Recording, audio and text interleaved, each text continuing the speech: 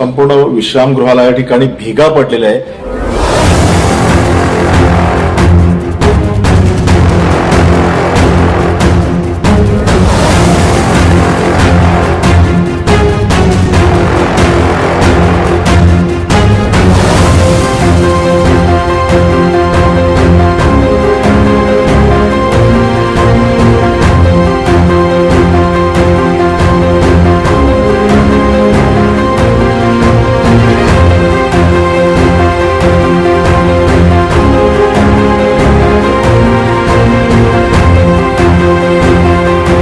भुसावळीतील नवीन शासकीय विश्रामगृहामध्ये आपण आहोत। या ठिकाणी काही महिन्यापूर्वी त्या ठिकाणी उद्घाटन झालं, परंतु संपूर्ण विश्रामगृहाला या ठिकाणी भेगा पडलेल्या आहे।